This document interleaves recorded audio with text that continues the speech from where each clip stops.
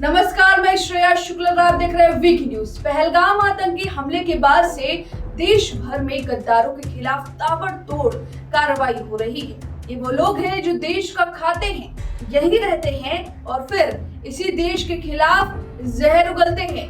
ऐसे लोगों को पकड़ने के लिए जब सरकार और सुरक्षा बल कमर कस चुके हैं, तो वहीं अब आम जनता भी पीछे नहीं है।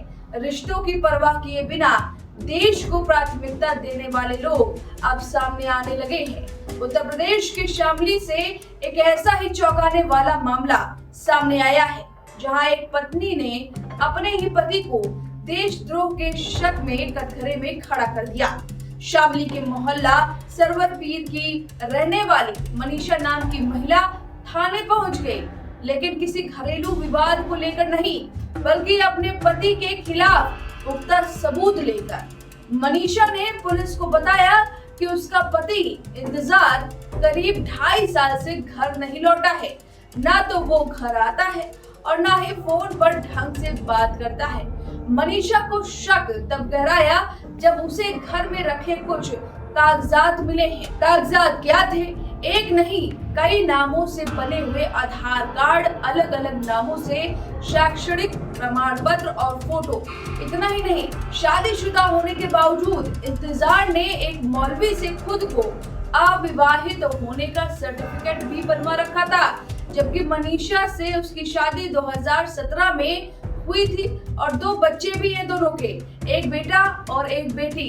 इन सबूतों को देखकर मनीषा के होश उड़ गए। पहले उसने यह बात अपने परिजनों से साझा की और फिर सब मिलकर पहुंचे सीधे कोतवाली। मनीषा ने पुलिस से स्पष्ट करके कहा कि अगर मेरा पति किसी राष्ट्र विरोधी गतिविधि में शामिल है तो उसकी जिम्मेदारी मेरी नहीं होगी। मैं सीधे सीधे पहले ही ये बात बता दे रही हूँ, मैं देश के साथ हूँ। मनीषा ने पुलिस को यह भी बताया कि शादी के शुरुआती सालों में इंतजार घर के पास ही काम करता था। बाद में वह देहरादून चला गया था और खुद को बाउंसर बताने लगा, लेकिन धीरे धीरे उसने घर आना बंद ही कर दिया और फोन पर भी बातचीत टालने लगा। अब जब उसके पास इतने सारे नाम, नकली दस्तावेज और फर्जी आईडी मिल रहे हैं, तो मनीषा को शक है कि उसका पति किसी गहरी साजिश में शामिल हो सकता है। शामली पुलिस अधीक्षक राम सेवक गौतम ने जानकारी दी कि मनीषा की तहरीर पर भारतीय न्याय संहिता BNS की धाराओं के तहत गंभीर मामला दर्ज कर लिया गया है और अब जांच शुरू की जा रही है। इसमें क्या क्या धाराएं लगी हैं वो आपको बता दें कि धारा 336 का 2 फर्जी दस्तावेज बनाना लगा है। धारा 337 धोखाधड़ी के लिए जालसाजी ये धारा लगा है। धारा 339 धोखाधड़ी, धारा 351 का 2 आपराधिक धमकी, धारा 115 का 2 जानबूझकर चोट पहुंचाना। ये सभी धाराएं अब इंतजार पर लग चुके हैं और ये सारे धाराएं अपनी ही पत्नी, उनकी बेगम के कहने पर ये सारे धाराएं उनके खिलाफ लगे हैं।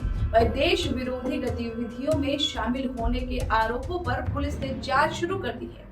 साथ ही पुलिस यह भी देख रही है कि कहीं यह आरोपी सिर्फ घरेलू विवाद की उपज तो नहीं है, क्योंकि हाल ही में आप देख रहे हैं कि तमाम पत्नियां सामने आ रही हैं अपने ही पति के खिलाफ। हो सकता है कि पति किसी और बेवफा निकला हो और वो लगातार 4-5 जगह शादी कर चुका हो। देश विरोधी नहीं, लेकिन अपने ही पत्नी का विरोधी हो या अपनी पत्नी से ही उसने गद्दारी की हो।